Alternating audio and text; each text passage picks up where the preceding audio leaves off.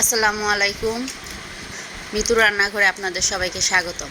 আজ আমি আপনাদের জন্য একটি মুরগির মাংস রেসিপি নিয়ে আসছি। তো রান্নাটি দেখেন, আমার সাথে থাকেন।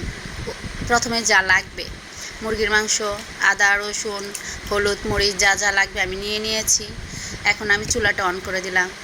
তারপর আমি একটা কড়াই বসিয়ে ওইখানে পর্যাপ্ত পরিমাণে তেল দিয়ে নিলাম। যতটুকু তেল লাগবে ততটুকু আমি দিয়ে নিলাম। তেলটা একটু গরম হলে আমি এখানে দারচিনি, দুটো তেজপাতা, এলাচ, লবঙ্গ, গোটা মশলা আমি এগুলো দিয়ে হালকা করে ভেজে নিব। হালকা করে ভেজে নেওয়ার পরে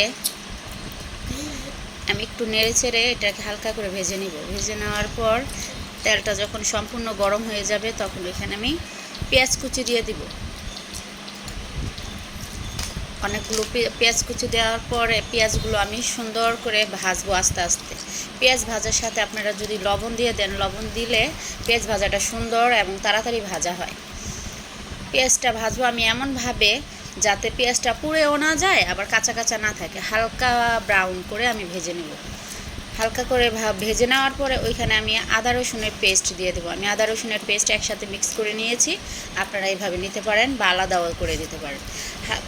আদা রসুনের পেস্টটা দিয়ে আদা রসুনটা ভালো করে ভেজে নিব যাতে গন্ধ না থাকে। তারপর আমি এক এক করে সবগুলো মশলা দিয়ে দেবো।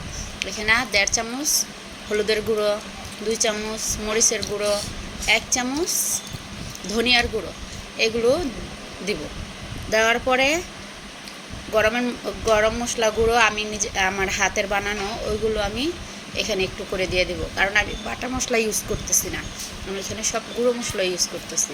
এখানে আমি 1 চামচ ফুল গরমের মশলা গুঁড়ো দিয়ে একটু নেড়েচেড়ে ভেজে নেব। ভেজে নেওয়ার পরে আমি সামান্য পানি অ্যাড করব। পানি দিয়ে মশলাটা ভালো করে কষিয়ে নেব। কষিয়ে নেওয়ার পরে যখন দেখব মশলাটা কষানো হয়ে গেছে, তেল উঠে গেছে উপরে, তখন বুঝবেন যে আমার মশলা কষানো হয়ে গেছে। মশলা কষানো হলে বোঝাই যায় যে উপরে একদম তেল ভেসে ওঠে আর মশলাটা ভাজা ভাজা দেখা যায়। ওই পর্যায়ে আমি ভালো করে মশলাটা কষিয়ে উপর যখন কষানো হয়ে যাবে, তেলটা উপরে আসবে, তখন আমি মুরগির মাংসগুলো দিয়ে দিব। মুরগির মাংসগুলো দিয়ে ভালো করে মশলার সাথে নেড়ে চেড়ে মাখিয়ে নেব। মাখিয়ে নেওয়ার পরে আমি এগুলো একটা ঢাকনা দিয়ে ঢেকে 10 মিনিটের মতন কষিয়ে নেব। কষানো হলে উপরে তেল ভেসে আসবে।